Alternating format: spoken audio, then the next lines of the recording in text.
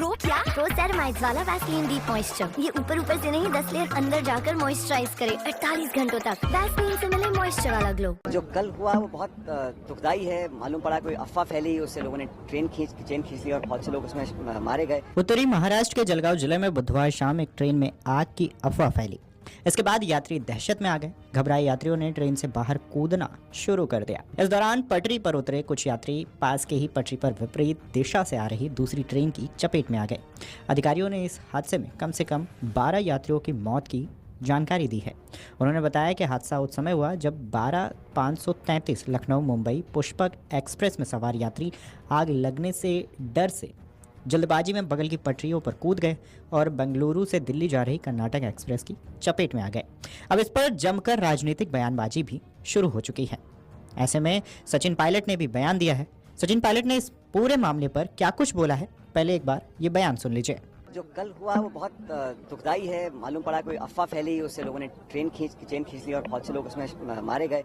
तो ट्रेन हादसे लगातार देश में बढ़ रहे हैं और सरकार हमेशा दावे करती है, कभी बुलेट ट्रेन के, कभी आधुनिकीकरण के, इलेक्ट्रिफिकेशन के। रोज प्रधानमंत्री रेल मंत्री बटन दबा के ट्रेनों को छोड़े, लेकिन जो रेल नेटवर्क आज है वो उसमें पर्याप्त निवेश नहीं कर रहे हैं कि उसकी मरम्मत की जाए, सेफ्टी नॉर्म्स को फॉलो किया जाए। इतने लोगों की, निर्दोष लोगों की जान जा रही है, ये बहुत दुखद है। मुझे लगता है सरकार को एक व्हाइट पेपर जारी करना चाहिए कि रेलवे के अंदर पिछले 10 सालों में कितना आपने निवेश किया, कितने लोगों की जानें गई हैं। ट्रेनों का एक्सीडेंट्स लगातार हो रहा है और जवाबदेही तय नहीं हो रही है।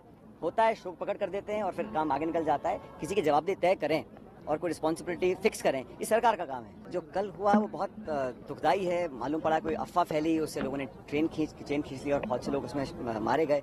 तो ट्रेन हादसे लगातार देश में बढ़ रहे हैं और सरकार हमेशा दावे करती है, कभी बुलेट ट्रेन के, कभी आधुनिकीकरण के, इलेक्ट्रिफिकेशन के। रोज प्रधानमंत्री रेल मंत्री बटन दबा के ट्रेनों को छोड़े, लेकिन जो रेल नेटवर्क आज है वो उसमें पर्याप्त निवेश नहीं कर रहे हैं कि उसकी मरम्मत की जाए, सेफ्टी नॉर्म्स को फॉलो किया जाए। इतने लोगों की, निर्दोष लोगों की जान जा रही है, ये बहुत दुखद है। मुझे लगता है सरकार को एक व्हाइट पेपर जारी करना चाहिए कि रेलवे के अंदर पिछले 10 सालों में कितना आपने निवेश किया, कितने लोगों की जानें गई हैं। ट्रेनों का एक्सीडेंट्स लगातार हो रहा है और जवाबदेही तय नहीं हो रही है। होता है, शोक पकड़ कर देते हैं और फिर काम आगे निकल जाता है। किसी की जवाबदेही तय करें और कोई रिस्पॉन्सिबिलिटी फिक्स करें, ये सरकार का काम है। जो कल हुआ वो बहुत दुखदाई है। मालूम पड़ा कोई अफवाह फैली, उससे लोगों ने चेन खींच ली और बहुत से लोग उसमें मारे गए।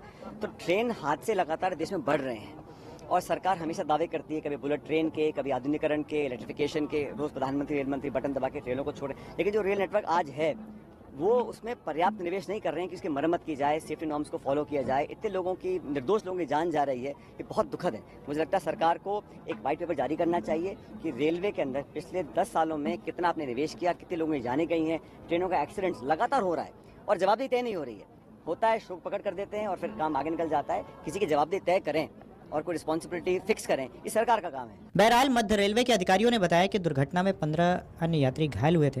दुर्घटना उत्तर महाराष्ट्र के जलगांव जिले के पचोरा कस्बे के निकट माहेजी और परधाड़े स्टेशन के बीच हुई थी। दुर्घटना उस समय हुई जब शाम करीबन 4:45 पर किसी ने चैन खींच दी, जिसके बाद पुष्पक एक्सप्रेस रुक गई। हालांकि रेलवे बोर्ड के सूचना एवं प्रचार विभाग के कार्यकारी निदेशक दिलीप कुमार ने इस बात से इनकार किया है कि डिब्बे के अंदर किसी चिंगारी या आग के कारण यात्रियों ने अलार्म बजाया।